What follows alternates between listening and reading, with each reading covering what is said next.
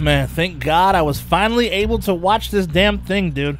See, for me, unfortunately, it wasn't screening in my area, so I had to wait for it to stream. So, anyhow, The Outwaters is directed and starring Robbie Banfitch, and is currently streaming on Screambox, as well as on Amazon, from what I saw.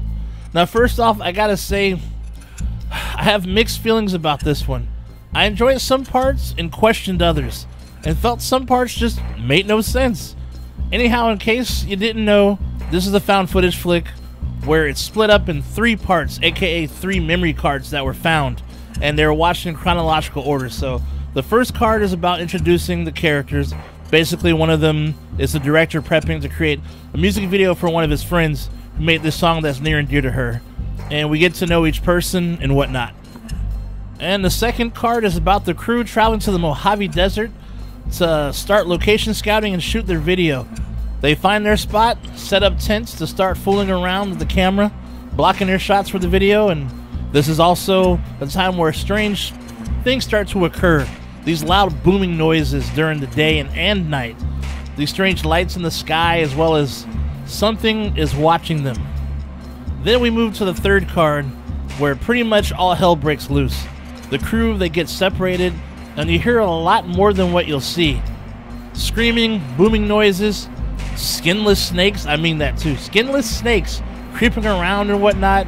Some other beings are attacking them as well. Blood everywhere, spewing, puking, whatever, man. Regardless if it's day or night, dude, shit is going down. Now, anybody knows, dude, if you watched all my other videos about this movie, I was really looking forward to this one.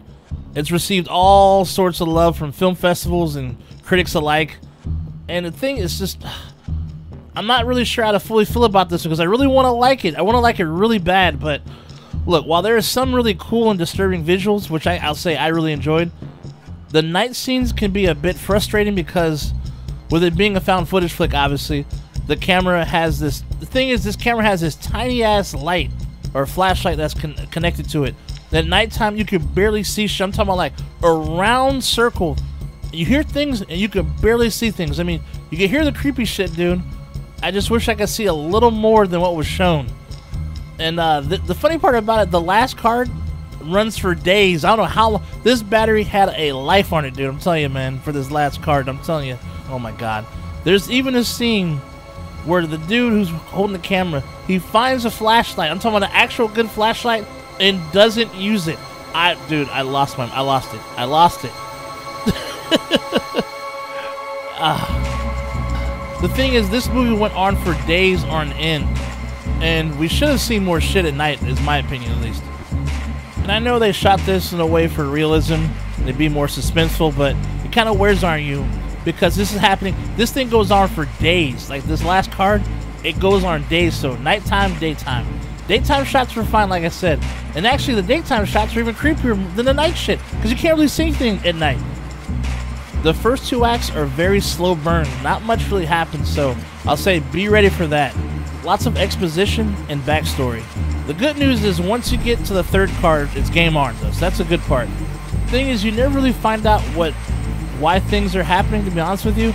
I mean, you're given one clue as to why it happens in the area they chose to work in, but after that, it's all unexplained craziness, though, which I assume that's what they were looking to do, maybe.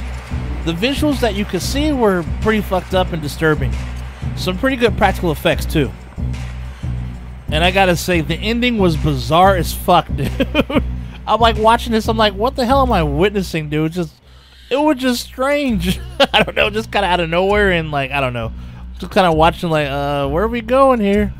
But anyhow, you know what? Overall, look. I'm fighting myself when it comes to this movie. Overall, it was okay. I don't know where I would put this on a chart of found footage flicks.